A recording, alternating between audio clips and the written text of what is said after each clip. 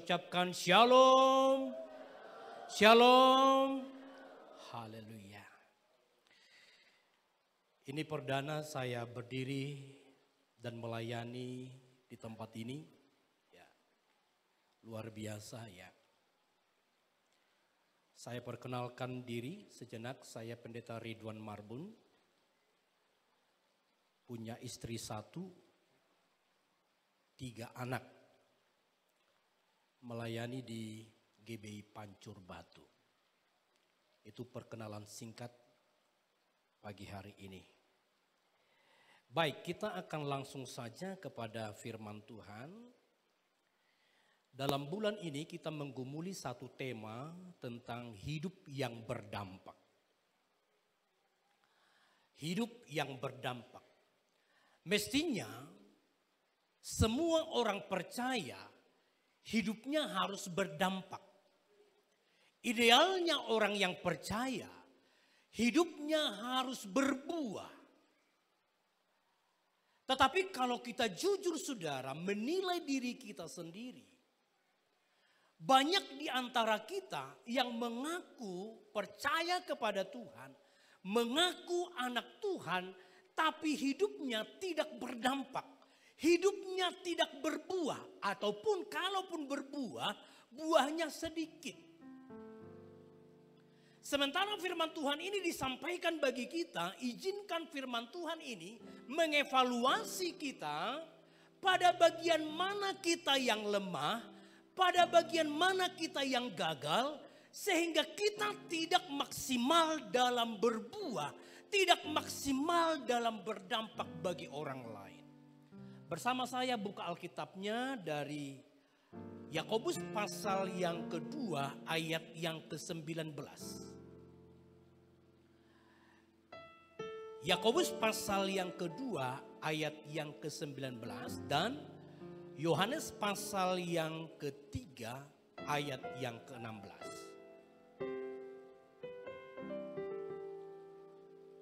Jikalau Bapak Ibu sudah dapatkan firman Tuhan ini, katakan amin. Dalam hitungan ketiga, kita sama-sama baca firman Tuhan ini. 2, 3, ya. Engkau percaya bahwa hanya ada satu Allah saja, itu baik. Tetapi setan-setan pun juga percaya akan hal itu dan mereka gemetar. Yohanes 3 ayat yang ke-16. 2, 3, ya. Karena begitu besar sehingga ia mengaruniakan anaknya yang tunggal, supaya setiap orang yang percaya kepadanya tidak binasa, melainkan beroleh hidup yang kekal. Dari 2 ayat pembacaan firman Tuhan ini, tampaknya Tuhan diskriminasi kepada setan. Dan dalam Yakobus pasal yang kedua ayat yang pertama ayat yang ke-19, di situ dikatakan setan percaya Tuhan, gemetar, masuk neraka. Manusia percaya Tuhan, masuk surga. Tampaknya Tuhan diskriminasi. Sementara kalau kita melihat fenomena yang terjadi di sekitar kita, menunjukkan bahwasanya sudah lebih layak setan masuk surga daripada manusia masuk surga. Saya akan sampaikan data kepada kita menunjukkan sebenarnya setan itu lebih layak masuk surga daripada manusia. Next. Nah ini nih. Saya ambil dari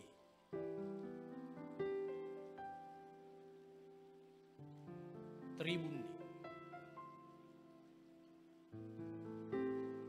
Diancam istri akan ditinggalkan jika tak dapat warisan.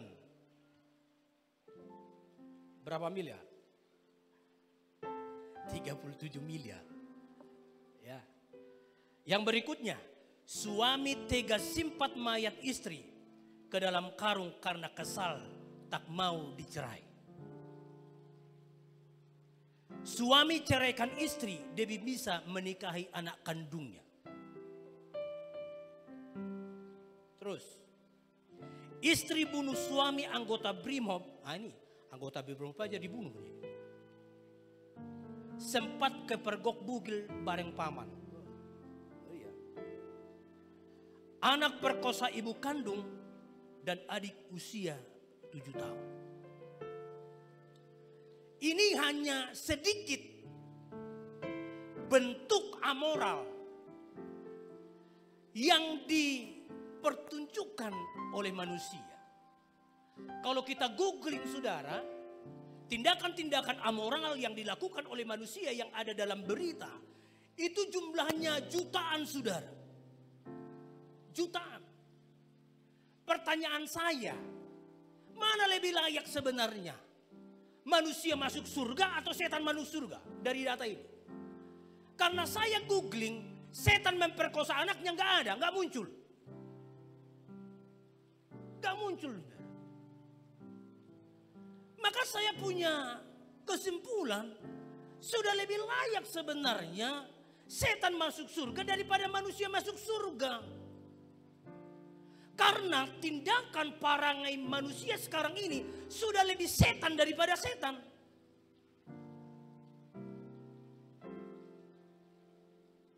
Ini data di lingkungan kita saudara. Sekarang kita mau lihat data Alkitab. Saya akan tunjukkan sebenarnya setan itu lebih layak masuk surga dari manusia. Data Alkitab ini. Markus pasal yang kelima ayat yang ke-6. Markus pasal yang kelima ayat yang ke-6. Saya baca untuk saudara. Ketika ia melihat Yesus dari jauh, berlarilah ia mendapatkannya, lalu menyembahnya. Cerita ini adalah cerita tentang Yesus mengusir roh jahat dari orang Gerasa. Perhatikan, ketika Yesus berlayar menuju Gerasa, maka setan ini sudah tahu Yesus akan tiba di daerahnya. Makanya di ayat yang pertama, dia sudah sampai untuk mendapatkan Yesus. Kenapa dia tahu? Dia mengerti tanda-tanda kehadiran Tuhan. Tanda-tanda kehadiran Tuhan itu dalam gereja biasanya dipakai istilah hadirat. Pertanyaan saya, siapa di sini yang sudah rasakan hadirat Tuhan? Masih sedikit. Setan sudah rasakan hadirat Tuhan.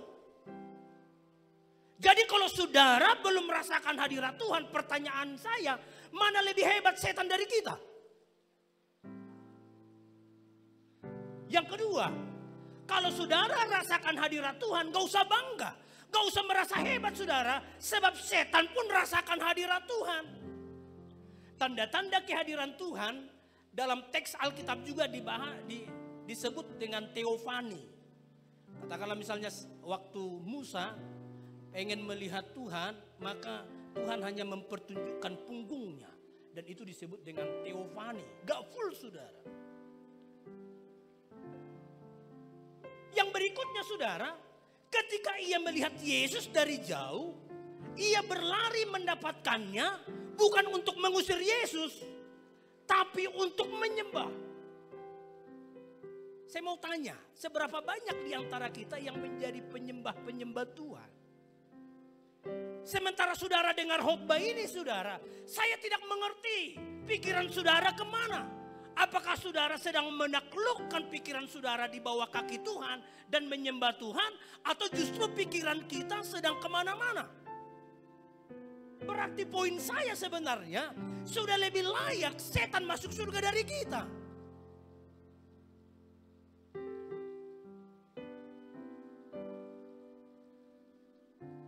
Di sini ada Pak Bonar ini, dia ini orang yang hebat kritik teks ini. Agak minder juga saya yang ngomong. Kata percaya yang dipergunakan dalam Yakobus pasal yang kedua ayat 19 dan kata percaya yang dipergunakan dalam Yohanes 3 ayat yang ke-16 itu sama. Pisteo, sama saudara. Apa dong yang membedakannya? Kepercayaan setan kepada Tuhan dan kepercayaan manusia kepada Tuhan. Setan percaya kepada Tuhan masuk neraka, sedangkan manusia percaya Tuhan masuk surga. Ini dia. Next. Saya lihat dari Yohanes pasal yang ketiga, ayat yang ke-16 dalam versi King James. Kalau dalam bahasa Indonesia dikatakan begini, supaya setiap orang yang percaya kepadanya tidak binasa. Tapi King James menerjemahkan believe in him. Percaya di dalam dia. Tidak hanya sekedar percaya, tapi kepercayaannya harus tinggal di dalam dia. Kenapa saudara? Setan walaupun dia percaya kepada Tuhan, dia hanya percaya di luar Tuhan. Tetapi manusia percaya kepada Tuhan harus di dalam dia. Kenapa setan tidak bisa percaya di dalam Yesus? Karena hakikat yang berbeda. Setan itu najis dan kotor, sedangkan Tuhan itu kudus. Najis dan kudus itu tidak bisa bersatu. Makanya walaupun setan percaya kepada Tuhan, tidak akan bisa menyatu. Manusia walaupun kita berdosa saudara, darah Kristus oleh anugerahnya mentahirkan kita, menyucikan kita, sehingga kita yang najis ini, sehingga kita yang berdosa ini dikuduskan oleh Tuhan, dan kita bisa menyatu dengan Tuhan. Kurang mantap tepuk tangannya.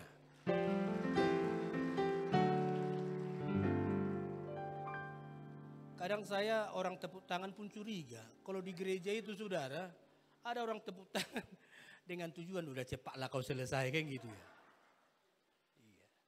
Iya. Selama saya jadi pengkhotbah Bapak Ibu, ada dua macam saya kenal anggukan. Anggukan yang pertama itu atas bawah konsisten. Itu membuat saya makin bersemangat itu. Tapi ada anggukan yang kedua, turunnya pelan, naiknya kaget. Ngantuk maksudnya, ya kan?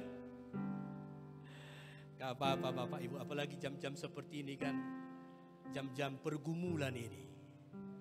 Iya, saya ini adalah hamba Tuhan yang bermurah hati. Tuhan aja bermurah hati, masa pendeta tidak bermurah hati, ya kan? Lebih baik saudara datang ke gereja walaupun ngantuk ya, daripada di rumah. Ada jemaat saya bilang begini, pendeta doakan dulu aku katanya. Kenapa kau? Udah 1 minggu ini aku nggak tidur katanya. Loh, 1 minggu tidak tidur. Ku bilang datanglah kau ke gereja. Betul saudara, masih 2 pembukaan sudah langsung dalam hadiratnya dia. Artinya dia bisa tidur saudara. Tapi kalaupun saudara tidur ya, tapi jangan sampai mengganggu orang yang tidur di sebelahnya. Artinya jangan sampai ngorok gitu ya. Selamat tidur, Tuhan Yesus memberkati. Kita lanjut Bapak Ibu ya. Setan walaupun dia percaya kepada Tuhan, tidak bisa menyatu. Tetapi manusia percaya kepada Tuhan bisa menyatu. Karena anugerah Tuhan besar, menyucikan dan mentahirkan kita dari dosa kita. Amin saudara. Nah, inilah sebenarnya yang menjadi masalah. Kalau ditanya kenapa hidupnya tidak berdampak, jangan-jangan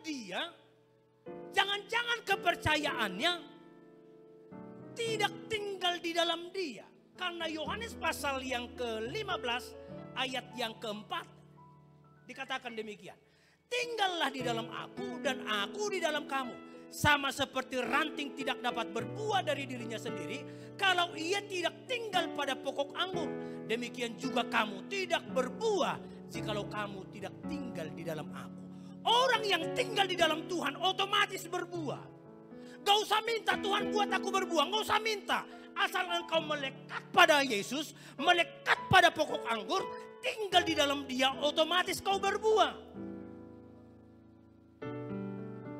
Bagaimana cara agar hidup kita berdampak? Sederhana. Melekat pada pokok itu. Tinggal di dalam dia. Maka kita akan menghasilkan buah. Menghasilkan buah. Itulah yang disebut dengan berdampak. Berdampak. Hidup kita ini harus berdampak. Oleh itu saudara, mari kita percaya di dalam dia. Apa yang harus kita hasilkan? Coba, Galatia pasal yang kelima ayat yang ke-19 sampai 23. Supaya jangan saya sendiri yang ngomong, saudara, kita sama-sama hitung ya. Perbuatan daging telah nyata, yaitu 1. Lebih mantap lagi. 1, 2, 3, 4, 5, 6, 7, 8, 9, 10, 11, 12, 13, 14, 15, 16. Berapa Bapak Ibu? Yang bilang 16 angkat tangan. Ya, tidak ada hukuman saudara, angkat tangan aja nggak apa-apa. Saya senang kalau saudara bisa angkat tangan. Yang bilang lebih dari 15. Nah, ini yang benar. Kenapa lebih? Karena ada kata dan sebagainya. Itu pas. Dan sebagainya. Berarti masih ada sebenarnya perbuatan daging yang tidak dituliskan dalam Alkitab ini. Kalau sempat semua perbuatan daging dituliskan dalam Alkitab, tebal kali Alkitab kita. Sulit kita bawa Alkitab. Belum ditulis di sini korupsi, kolusi, nepotisme. Kan gak ada kan? Intip orang mandi kan gak ditulis di sini. Berarti masih banyak sebenarnya perbuatan daging yang lain. Oke.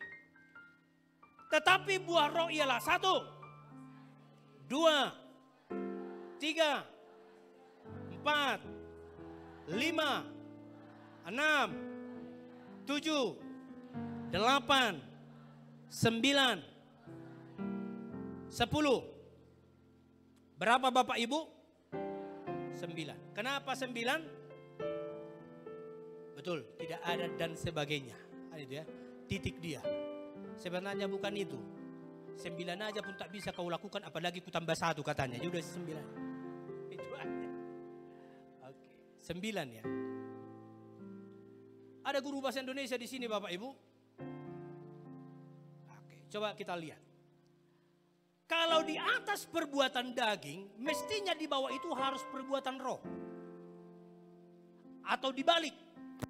Kalau di atas perbuatan roh, di bawah perbuatan daging.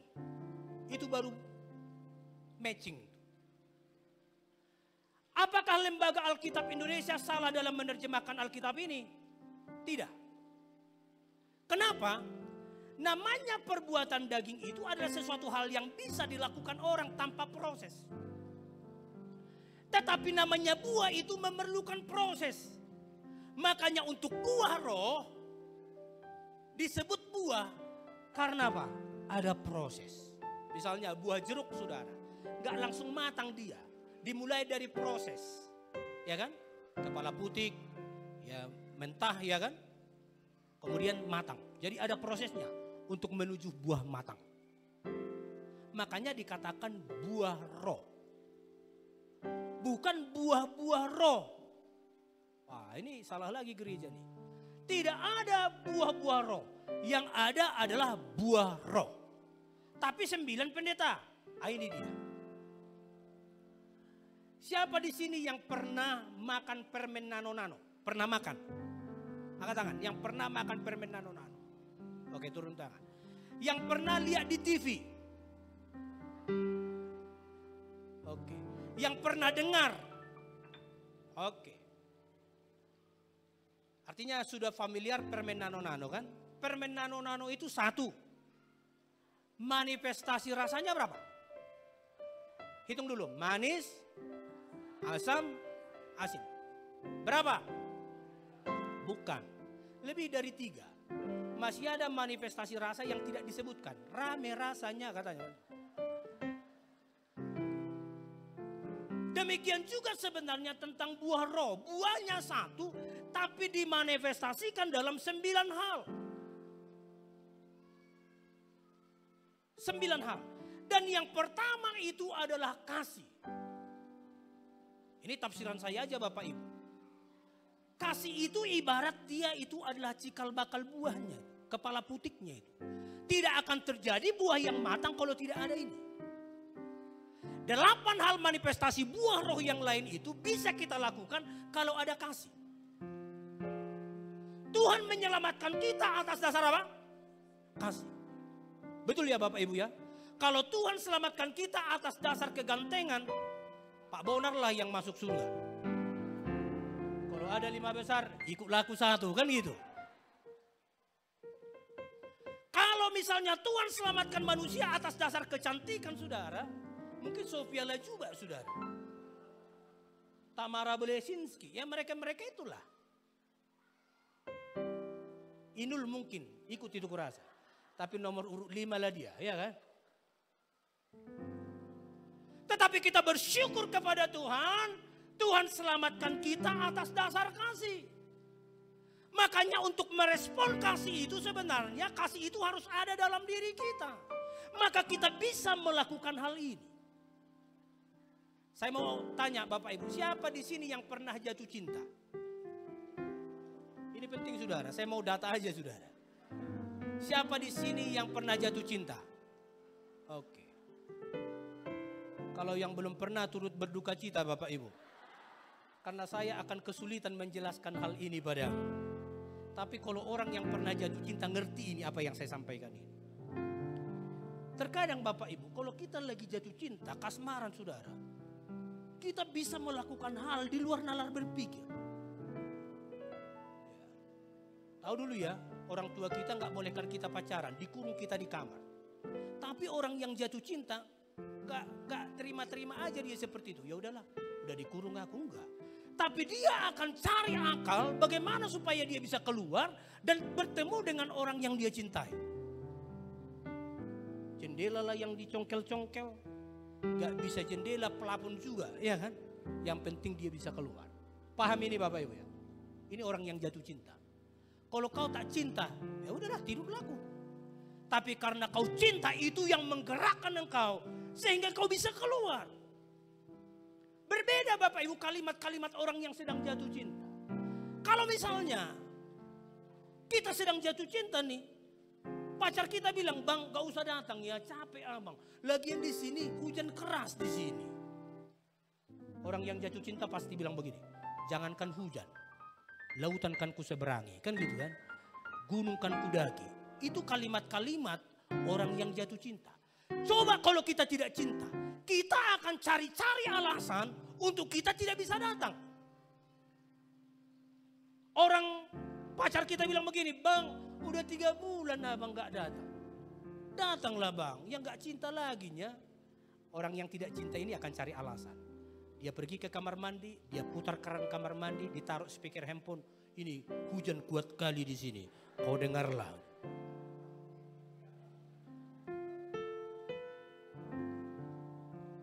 Kenapa engkau malas ke gereja? Karena hatimu tidak cinta lagi kepada Tuhan. Kalau kau cinta Tuhan, hujan gak jadi alasan. Ingat gak Bapak Ibu, waktu pertama kali kita cinta Tuhan, cinta mula-mula kita kepada Tuhan, maunya gereja terus, maunya jangan ada Senin sampai Sabtu, maunya hari Minggu terus. Karena apa? Rindu berjumpa dengan Tuhan, rindu bersekutu dengan Tuhan.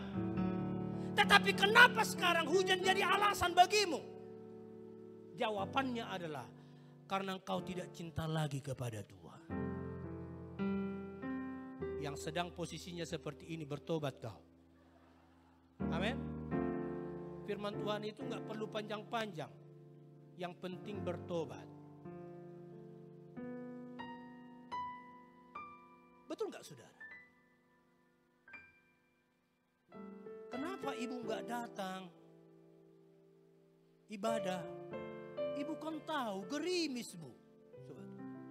Dulu waktu dia cinta hujan keras pun ditembus. Ini sekarang gerimis jadi alasan tidak datang. Kau cross check hatimu sekarang. Jangan-jangan cintamu sudah mulai memudar kepada Tuhan. Bagaimana dengan cintamu kepada istrimu? Bagaimana dengan cintamu kepada suamimu? Apakah ketika dompet suami tebal baru kau bilang, "Air panas papi"? Kalau dompetnya kempes saudara tipis, udah kau ambil sendirilah.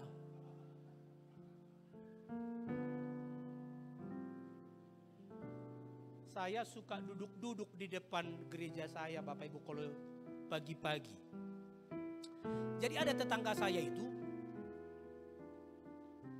mereka selalu jalan bersama ke pajak. Tetapi anehnya nggak pernah mereka jalan begini. Selalu istrinya di depan, suaminya di belakang. Jaraknya 5 meter. Kalau istrinya berhenti, suaminya harus berhenti. Karena dia akan jaga spasi 5 meter itu. Padahal waktu mereka pacaran kurang rapat rasanya. Kenapa setelah punya anak jadi seperti ini? Jawabannya, sudah berkurang kadar cintanya. Waktu kita baru menikah, istri kita masih tanya, mau sarapan apa kita, Pak? Setelah 3 anakmu, gak bisa kau ambil sendiri rupanya. Berubah, saudara. Tobat kau ya. Anakmu dikasih 10 mestinya makin bersyukur kau. Makin cinta melabak kau dengan suamimu. Ini enggak. Makin kau jauhi dia.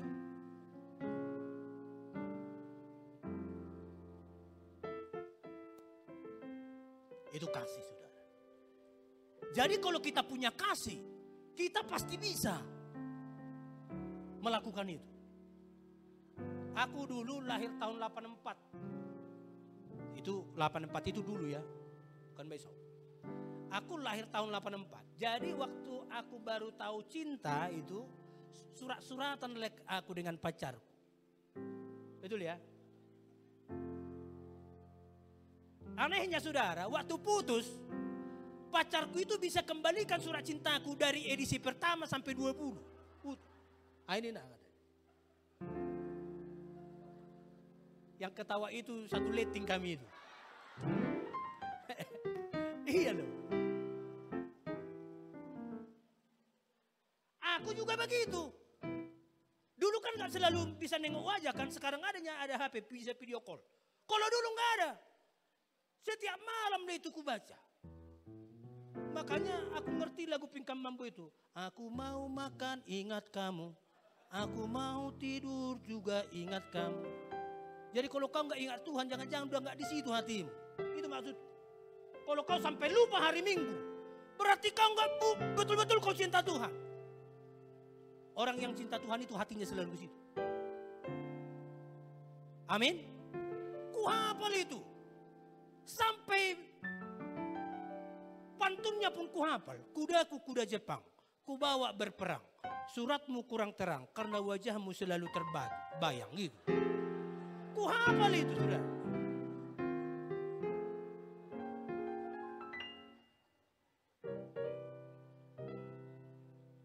Coba colek kanan kirinya, kau kah itu bilang. Iya loh. Paling senang kita membaca surat dari orang yang kita sayangi. Maka saudara, kalau saudara bilang kau cinta Tuhan, engkau pasti senang baca Alkitab. Sebab Alkitab itu adalah surat cinta Tuhan bagi kita. Kalau engkau tidak pernah baca Alkitab ini, dipertanyakan cintamu. Berapa banyak di antara saudara kalau hari Minggu baru begini Alkitabnya?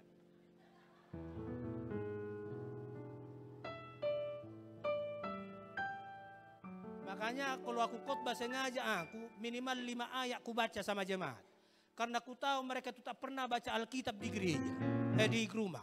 Sekali datang mereka ke gereja dobel lah, ya kan?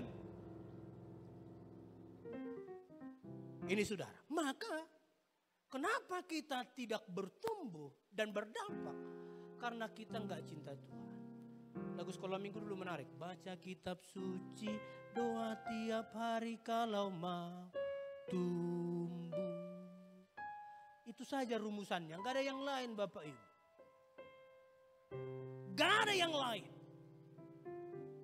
Mau bersesi-sesi dikotbahkan tentang hidup berdampak, tanpa hal yang fundamental ini, tanpa hal yang mendasar ini, nggak bisa kita. Gagal kita saudara. Pernah nggak saudara bilang begini, mulai besok tobatlah. Ya kan? Apalagi orang Batak kan. Tiap tanggal 1 ngumpul mereka. Apa yang mereka cakapkan? Dibilang begini, maaf aku Pak, maaf aku Mak. Mulai besok berubah aku, tobat aku. Tanggal 1 dia bilang tobat aku, tanggal 2 kumat dia. Gak permanen saudara. Kalau tidak di dalam Tuhan, gak bisa kita permanen untuk berubah.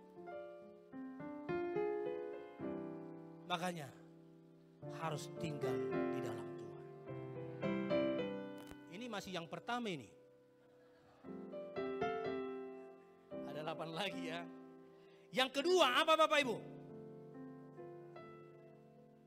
Yang kedua apa? Sukacita. Suatu kali Paulus mengirimkan surat kepada jemaat. Dia bilang begini, bersukacitalah senantiasa.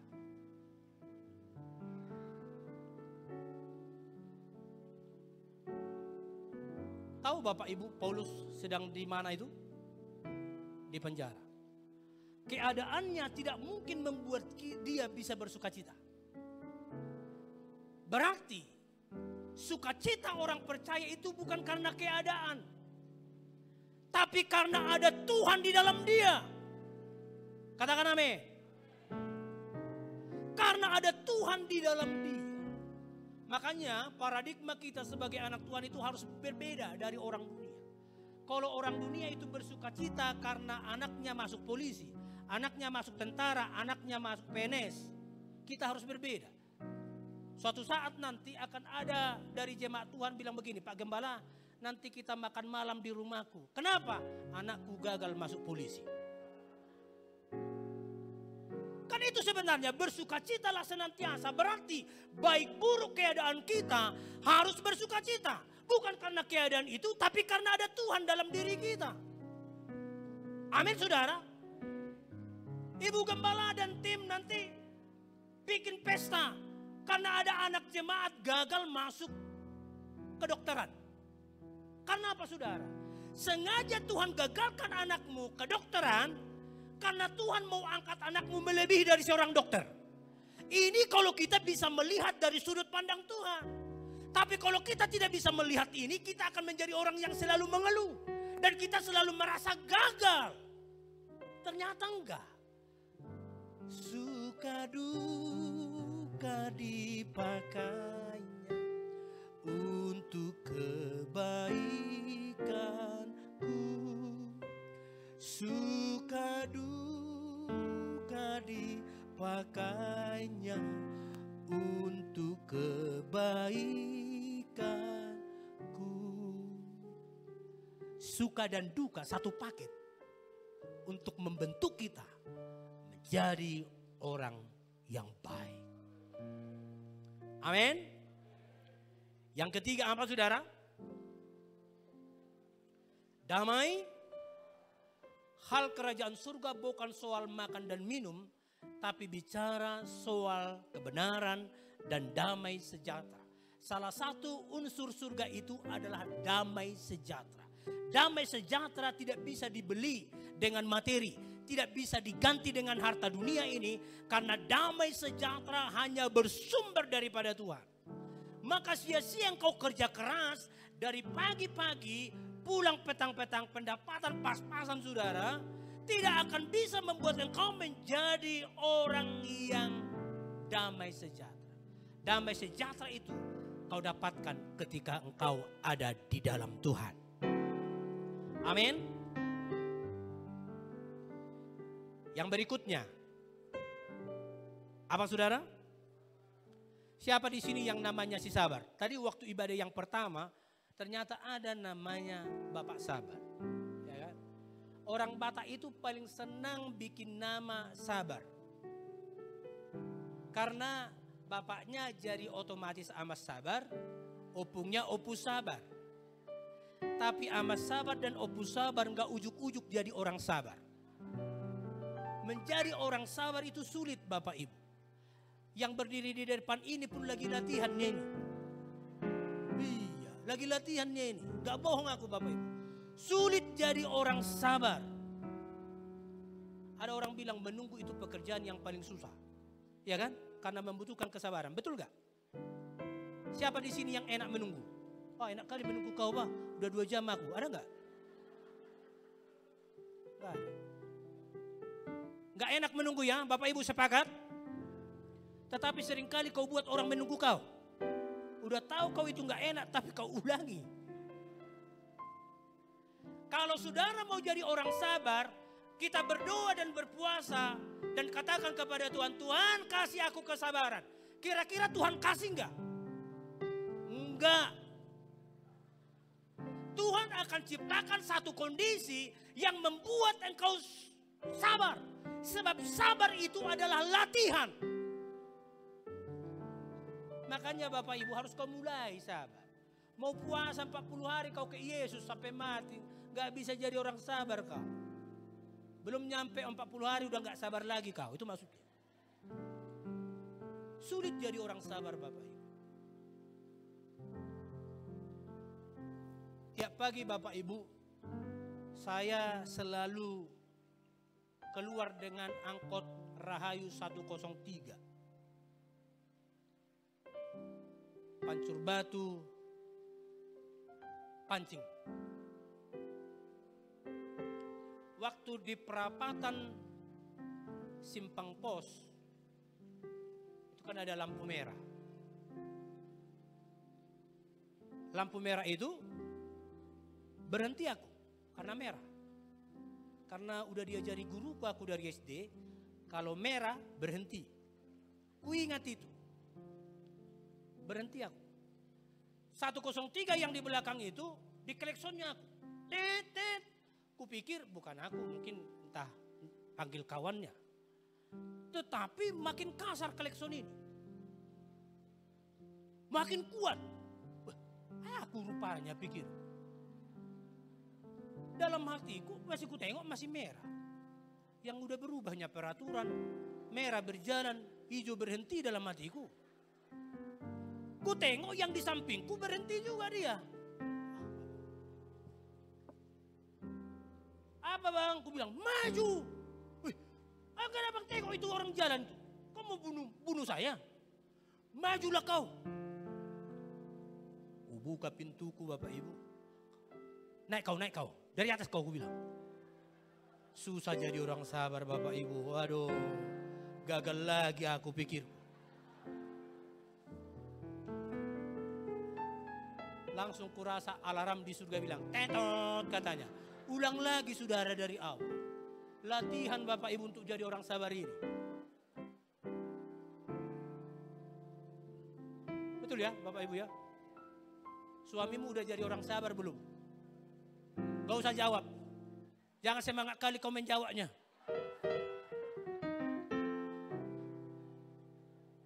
Awas ada perselisih paham nanti di rumah habis gereja ini ya kan. Tak kusuruh kau menjawab, tapi jawab dalam hatimu. Yang bapak-bapak gimana istrimu orang sabar gak? Belum tahu bapak ini. Dia kan guru singa. Tinggal gurunya, tinggal singanya kan itu.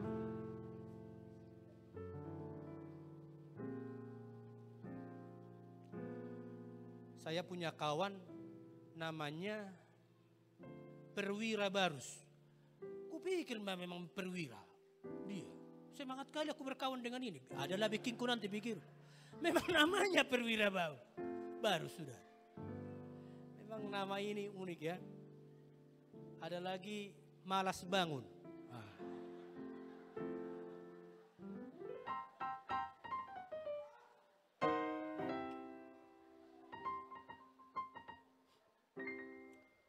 Ini udah yang keberapa ini?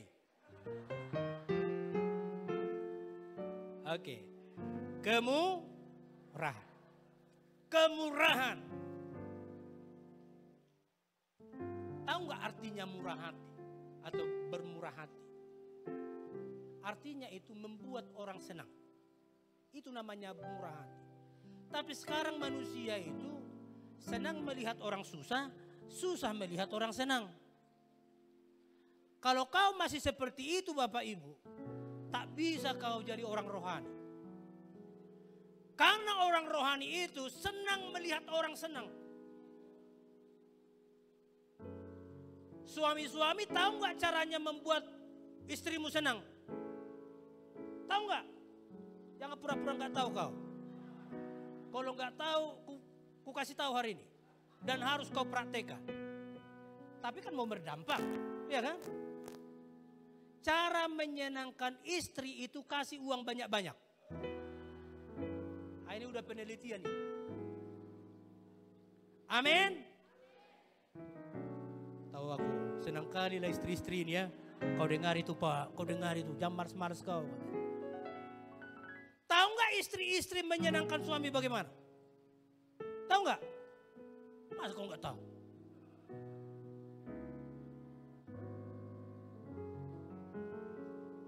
Harus saudara. Terkadang Bapak Ibu kita tahu menyenangkan orang tapi nggak kita lakukan. Inilah yang menjadi permasalahan kenapa kita nggak berdampak. Kubikinlah survei kecil-kecilan. Kenapa kaum pria itu malas gereja? Padahal istrinya itu rajin kali berdoa. Rajin dia melayani. Setiap berdoa dia bilang, pendeta doakan dulu suamiku. Biar hatinya kepada Tuhan, ikut kami sama-sama beribadah. Ternyata jawabannya ibu-ibu gak jadi saksi di rumah. Menjengkelkan dia. Pagi-pagi dia sudah ke gereja, gak dikasihnya dulu makan anaknya. Akhirnya suaminya yang kasih makan anaknya. Coba saudara. Gak jadi terang dia. Seolah-olah istri-istri inilah yang rohani kan gitu. Wajar suaminya gak mau ikut kau. Karena sikapmu pun tak benar. Gak bisa kau berdampak bagi keluargamu. Apalagi bagi orang. Sampai ada satu jemaat bilang begini, malu aku kalau nengok istriku itu. Di gereja dia puji Tuhan. Di rumah kami, puji apa? Gereja dia haleluya. Di rumah haleluya.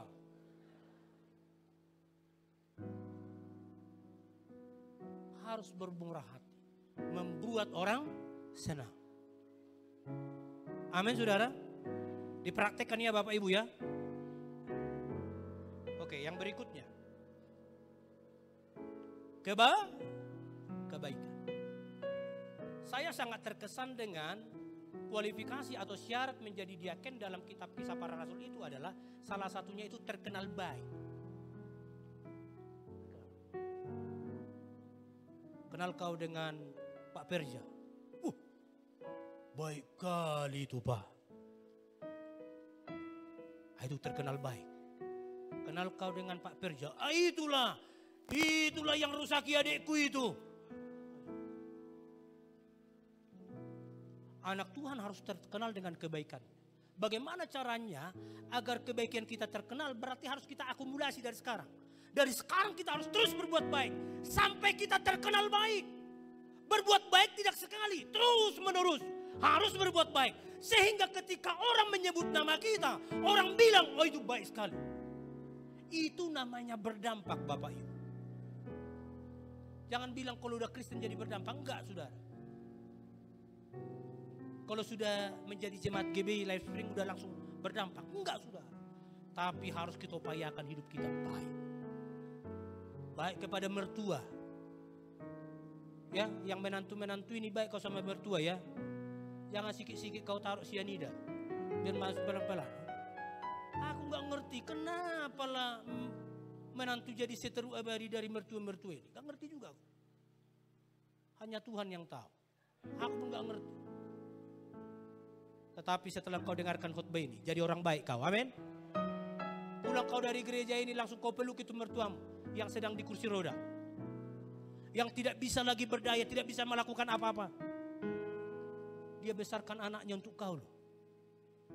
Kau udah terima jadi. Terima jadi kau. Tak bisa kau bilang terima kasih.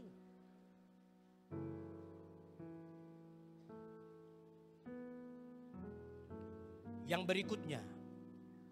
Kesetiaan. Setia itu berapa tahun Bapak Ibu?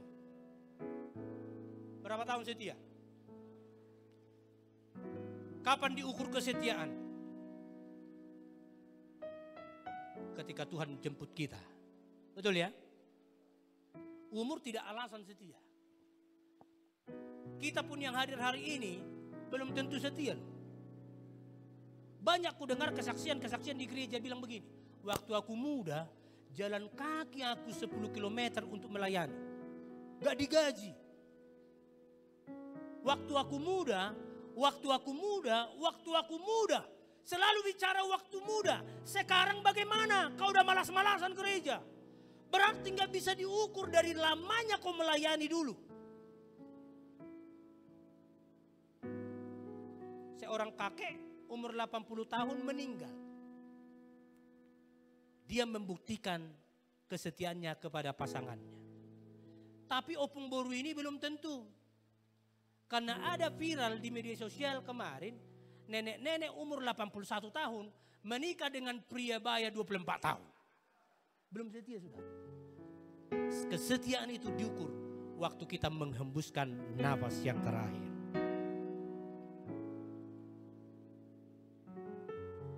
Yang berikutnya, kelemah lembutan. Orang Batak bisa lemah lembut gak Bapak Ibu? Bisa gak? Bisa gak? Lemah lembut itu gak ada hubungan dengan muka sangar, saudara. Lemah lembut itu gak ada hubungannya dengan suara keras. Tapi lemah lembut itu lebih kepada bisa ditegur, bisa diajar, bisa dinasehati.